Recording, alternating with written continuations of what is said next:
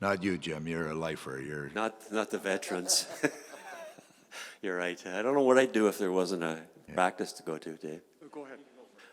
Mike Smith, what's the update on him? I haven't talked to him. He went on the ice with Schwartzy early, got some work done, so we'll see where he's at tomorrow.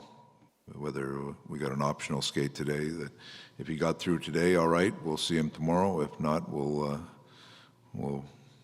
give it an extra day. But it's kind of day by day with him right now.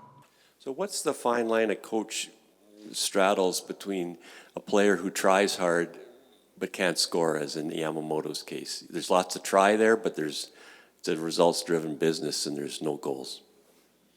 Well, they haven't scored goals yet either. We've got a few people that haven't scored goals, but there is lots of try there. He's doing lots of good things. His penalty killing's been pretty good, but production is probably not what he'd like to see. So just got to keep working at it. So does a coach think of changing the lineup and put somebody else on right wing? You think there's lots of thinking going on, Jim. Always lots of thinking going on. So you lost a game, though. That's usually when a coach makes a change. What's that? You lost a game, so that's usually when a coach looks at his lines and says, oh, maybe he'll change things up a little.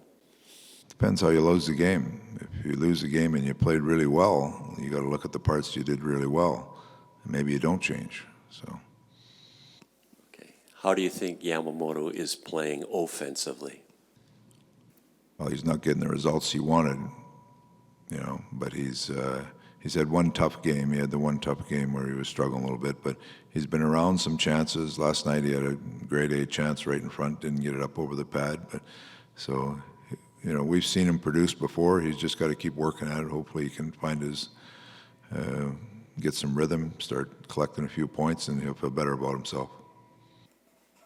Hey, Dave, you guys have been a pretty good face-off team this year. I know Philly had good numbers last night. When you look at face-offs, would you sooner, how much is on the center and how much is on being a good face-off team, in those split seconds after the Both, because you look at face-off, like you say, can be an individual thing where the centerman digs in. There's good face-off men that they win pucks alone, but it's the help the centerman gets off loose pucks, because about half the time it comes to a loose puck. It's not a cleanly won draw. And then you got to have a plan, win or lose, off that, what happens. So we put a lot of time into it. Brian Wiseman puts a lot of time in with our team. We almost treat it like a special team, that what happens after a draw, we've got to all be on the same page, win or lose. And the ability to win face-offs and where you're going to win them and what you're going to do accordingly after that. When either guys you have now or players you've worked with in the past, when a center is a good face-off guy, does that come down to power, having more than one move? Like, how do you sort of rate that? No, it's all the above. You get different players have different techniques. You look at Giroux last night, he uses his foot a lot, stick and foot. Some guys are power, some guys are more finesse. You can be a good face-off guy using different methods. And the good guys the top guys usually have all the above. So we often talk a lot about a guy on his strong side, right? Left, to draw back into the left. Is that still thought of, or is that something we talk about that maybe isn't as true anymore when you're actually in the hockey? No, you have to think about that, because percentages, if you look at percentages of a centerman, they're usually better on their strong side. That's what, there's times when you say, you know what, I'm going to put a guy out. I don't care what side he's on. He's my best guy, win or lose. And like in a situation with Draisaitl, I use him on a lot of face-offs, and even on the right side, I would use him because it's, say we're defending a lead late in the game. We want him. We think he's our best face-off guy, and he's the guy I want down low after a face-off, win or lose. So there's factors that come in both sides to that. You look at the top guys in the league, like you look at Bergeron, I'll put him on either side because I know what he's going to do in the face-off and I know what he's going to do after. That being said, he probably has better percentages on his strong side than the other side, but critical situations, coaches bet on their best guy a lot of times. Okay, and just one more. I think you said last night that your face-off percentages don't always match what's on the NHL sheet because of how you guys track things? Yeah. Are you at liberty to tell us what you had the No. percentages last night? The NHL stats are, let's just say, average at best with face-off, hits, giveaways. Not, to me, they're not useful. We do our own stuff, so. Thanks. Hi, Dave. You've been in this market long enough to know that if you're 0-5 and play well and lose, the sky is still falling. But if you're 5-0 and play well and lose, you can kind of put it in that healthy Is the perspective. sky still falling today? It is not. That's you guys. That's not us. So you guys think that the whole narrative is what you guys say, but in actual fact, there's somebody that actually looks what's really going on behind the scenes to keep things in perspective with our group. So I'm just putting that out there. So we don't think the sky's falling today. No, nobody does. And the patience that being 5-0 allows you, how helpful is that just as a room, as a team? Well, we won some games. Like there's some games that we won that I thought we didn't play near as well, and we addressed that. And just like we addressed it today, where there's some things, hey, we didn't win. We're in the winning business. We got to find a way to win. But there are some things in that game we did last night that are things that we've been striving to get to help our team play better, that we did a lot better last night, even though we didn't win. So there's a short-term thought of, hey, you got to find a way to win that game right there.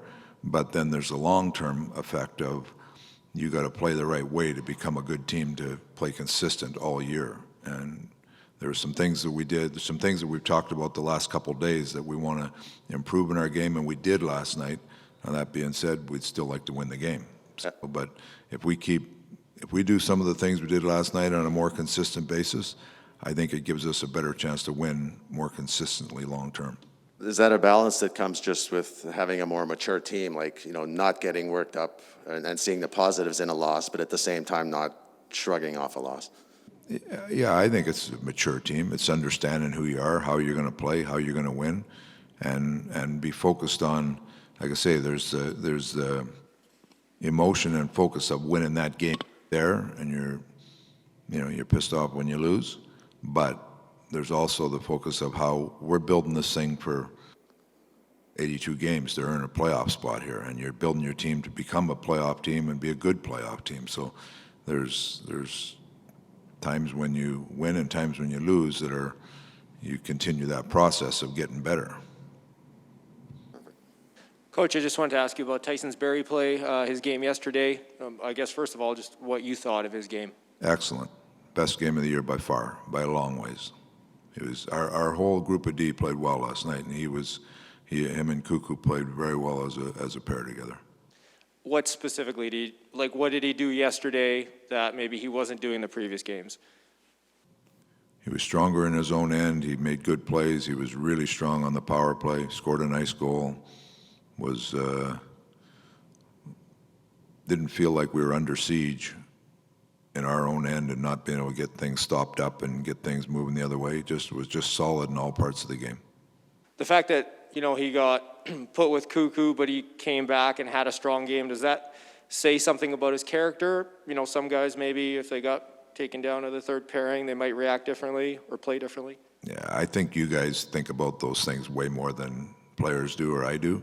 You're trying to put people in position where you can succeed. Like, he's a good power play guy. Bouchard's come along and really taken a step forward in the defending and penalty killing part of it. So you're trying to put people where they can have the best impact on the game. Now, that being said, the player has to play well. Bouchard has to play well. Barry has to play well in what they do best. So we're just trying to find a rhythm where our group of D all fits, where we can maximize what each guy does. And Barry, even though he played in the perceived third pair last night, his minutes wouldn't say he was third pair, but he was a really good player for us. And we're looking for balance. In our forward lines, we're looking for balance in our D, and people that you trust and are going to go out there and play well for you. And that's what we got last night, and Tyson Berry was a big part of that. Just wanted to get your thoughts on shots on goal. I think you guys gave up 30 last night, but before last night's game, there's comments made about the number of shots you guys are giving up to this point. Is that overplayed, or is way overplayed? That's my own pet peeve. You talk about Korski and Fensky and this and that. I see 10 shots a game every game that I would class as a turnover, not a shot on goal. So you guys can talk about that all you want. That's inconsequential to me. If you're getting bombarded every night with grade A chances, now I got a concern. But I go more on scoring chances and legitimate shots, not just pucks that are flipped at the net from the other end. So those analytics guys will be all over you, Dave. I've been doing Fenwick, not Fence. I've been doing analytics way longer than a lot of these analytics, and mine are actually what happened in the game. And we use way more analytics than people know, but they're ones that actually matter. Well, I trust you at that. Question I have for you: your fourth line, they didn't get on much. Is that because you were chasing the game? A little bit. There's some power play stuff, and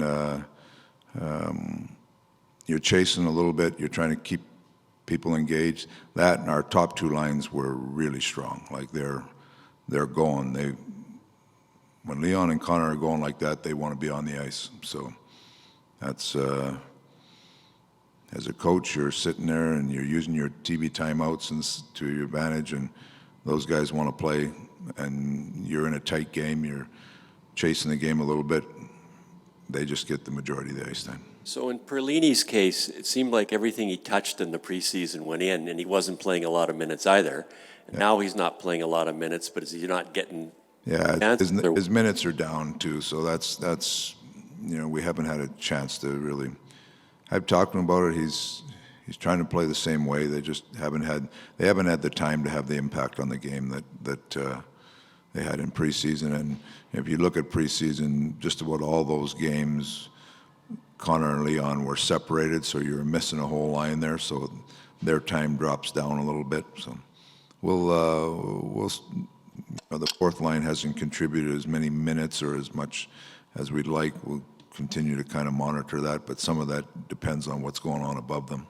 And in Perlini's case, the fact that he's not on either penalty killing unit or on the power play, that certainly limits. Yeah, it amount of ice limits the time, and it's hard to get into the rhythm of the game like that. That being said, that's not an excuse for you. If you get in 5 minutes or 8 minutes, whatever, you got to come out and try to have an impact. But it's harder for those players to do that.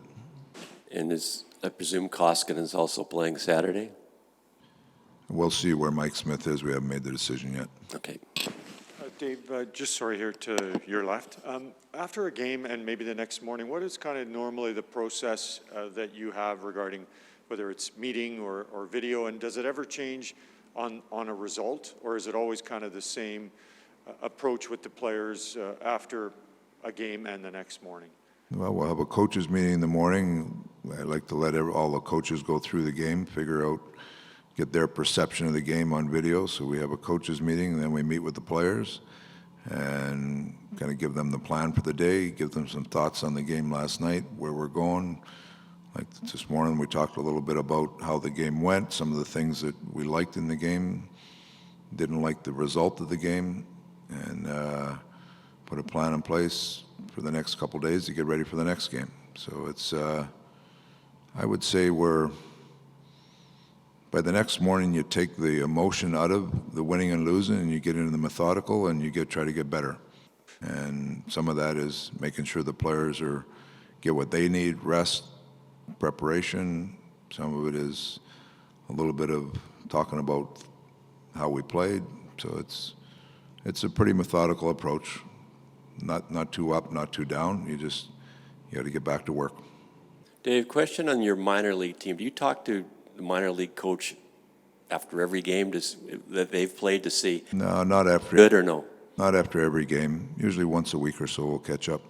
So, like Samorukov played last night. Interested in maybe talking to Jay because he didn't play any extra. Played 13 minutes. I read the reports every day after games. I get a report on the game. So he got up and played. And he only played 13 minutes. They played 7 defensemen. That's one of their strengths. That's the majority of our top prospects are on defense down there. So they're going to have to distribute the minutes. But that was his first game. I haven't talked to Jay personally yet, but they ended up winning. It was a pretty solid game for them, I think. Thank you.